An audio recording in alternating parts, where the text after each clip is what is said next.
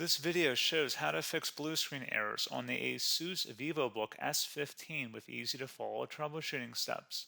Learn how to resolve Windows crashes and improve system stability. So while you're performing updates, you're getting an IRQR not less or equal message, K-mode exception not handled, kernel data in-page error. A lot of errors pertain to this problem, and we're going to go ahead and jump into what should hopefully be a pretty straightforward process, guys. And we're going to go ahead and jump right into it. So first thing I'd recommend doing would be to actually go ahead and boot to the troubleshooting utility on Windows 11.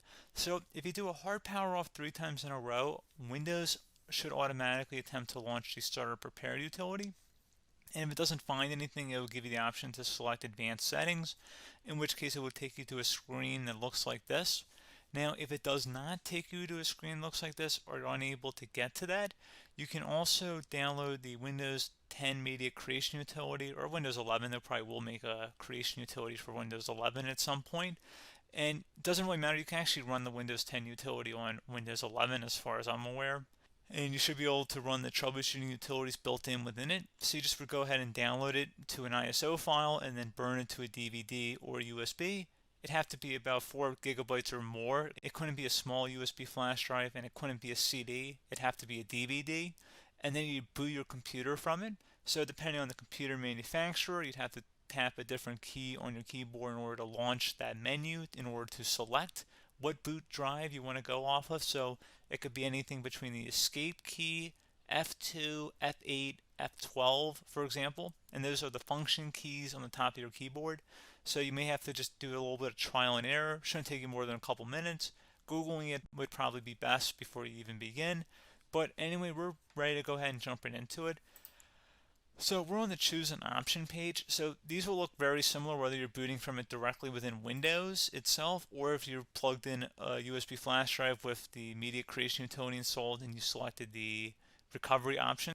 So when you are setting up your Windows 11 installation or Windows 10, depending on the drive you're using, there should be an option to repair your computer in the bottom left corner of the dialog window, one of the first screens that comes up.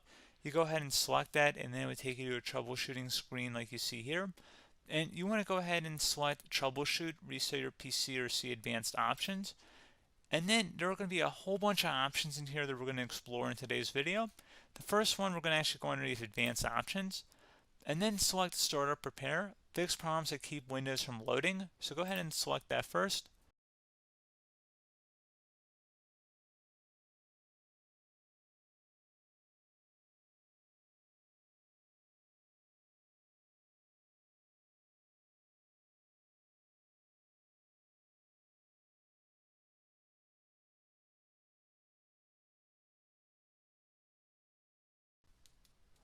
Okay, so you can see it could not repair our PC. That was our first option we could try. Something else, if we go back into advanced options here and then select troubleshoot, we're going to go underneath advanced options again. You can go ahead and actually access safe mode by selecting startup settings. And then if you select the restart button, you have the option on the screen select safe mode with networking, which will give you a key on the screen. It'll tell you which key to press to enter that. I believe it's the F7 key. It'll do that for you. I'm not going to go over that in today's tutorial because I don't really want to go into safe mode, but you're more than welcome to attempt that by going into here and then selecting restart. Again, it'll launch another screen. It'll say what key do you want to press, and it'll give you like 7 or 8 different options, and you want to select safe mode with networking. There's also an option for a command prompt too, but that's going to be something we're going to cover later in this video, and we don't even have to go through that in order to access it. So that's why I'm not going to really push for that, because unless you know exactly what's causing the problem, you probably don't need to go into safe mode. Unless you're trying to recover files, in which case then you definitely can go into safe mode, but we're trying to actually recover our computer here. So I hope that makes sense. Something else we can also try here as well would be to uninstall updates, remove recently installed quality or feature updates from Windows. So if you go ahead and select that, you can uninstall the latest quality updates, which generally is the more day-to-day updates. Feature updates are the less regularly released ones, like the big ones. I would equate it to service packs in like Windows 7 and Windows Vista and Windows XP. So larger updates that occur once or twice a year at most. And the quality updates are more just a regular update. So probably obviously depend. It'll take longer if you're going to try and uninstall the latest feature update versus quality update, and maybe you don't need to go back that far. So just giving you guys a couple pointers with that. Something else you can also look at here, and we're going to jump into the command prompt in a little bit, but you can select System Restore, which will use a restore point recorded on your PC to restore Windows. And this is something I would highly recommend here, guys. So select Next. Assuming you have a restore point saved on your computer, you go ahead and select the most recently created one, and you'll select Next, and then you'll select the drive. You shouldn't actually have to select the drive. You can scan for affected programs, but we're going to keep it all default here, and then we're going to select Finish. So once started, System Restore cannot be interrupted. Do you want to continue? I think we're going to select yes. I don't think we have anything better to do on our computer right now, so just give it a moment here to initialize. It will take a couple minutes to run, obviously depending on how large your hard drive is and how much is saved on the System Restore point. So just give it a couple minutes here.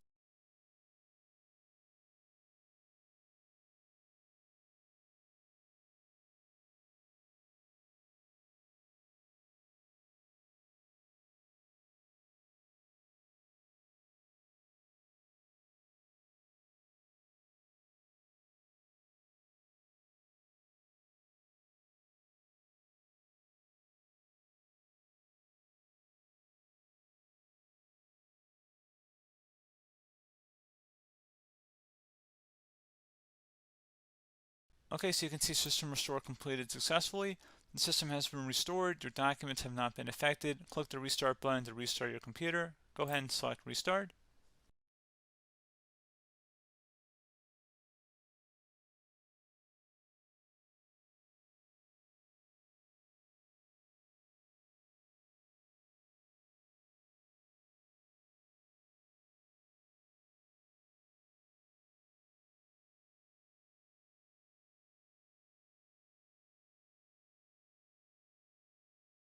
Okay, so you can see the system has been restored successfully.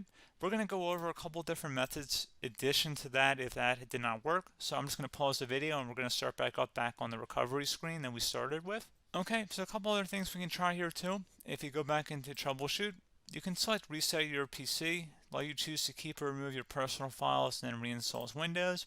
You can select to keep my files, which will remove apps and settings but keeps your personal files. You can also select remove everything, which will remove all of your personal files, apps, and settings.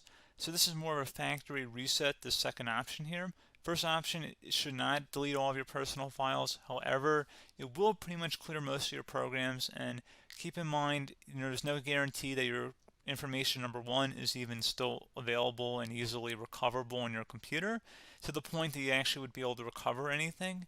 And the second point is that there's always a chance that it won't actually recover and it will just do a factory reset anyway. So there's no guarantee that actually would keep your files anyway. So I would recommend trying to get a recovery tool and backing that up first before selecting it anyway. But again, those are a couple of different options. And then something else you can try here if you go back to the choose an option. Another option, if you go underneath choose an option and select troubleshoot, advanced options, and now select where it says command prompt. Okay, so the first thing we should do is type our main hard drive here. In most cases, it should be the C drive. So you just do a C colon and then hit enter on your keyboard. So once you're underneath the C drive, we're going to type in dir and then hit enter on your keyboard. It should have program files, users, and Windows all in there. That's how you know you're in the right directory.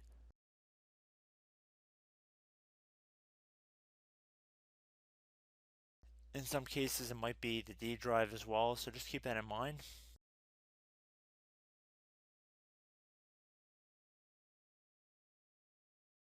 Next thing we're going to do is type in cd space / Windows / system 32 / config,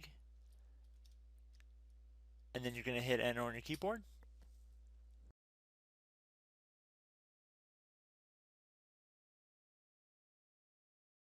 So now you're going to type md space backup.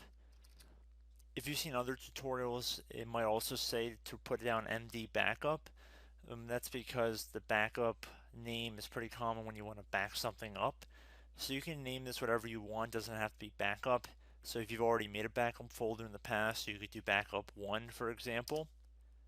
So once you're done setting the name you want the backup to be called, hit enter on your keyboard again.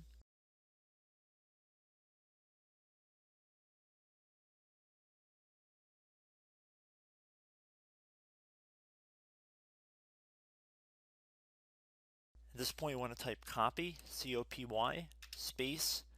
Then you want to do the star symbol above the 8 key. Then do a period or a dot, whatever you want to call it.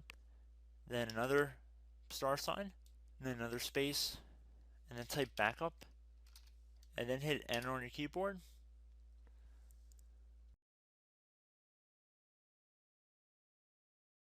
Now you want to type CD reg back, REG BACK, and then hit enter on your keyboard. So now that we are under the reg back, so now you want to type DIR again, and then hit enter.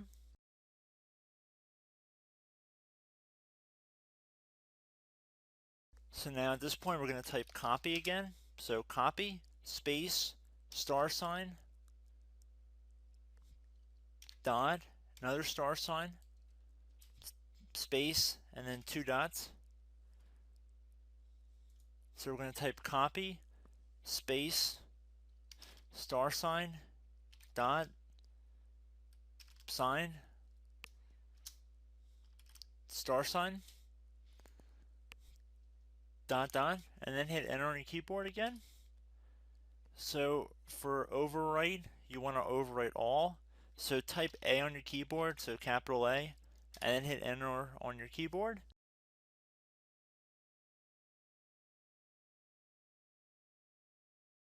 So at this point, you should be good to go. You can close out of the command prompt window, and if you accidentally continue to Windows 10, you should be all set.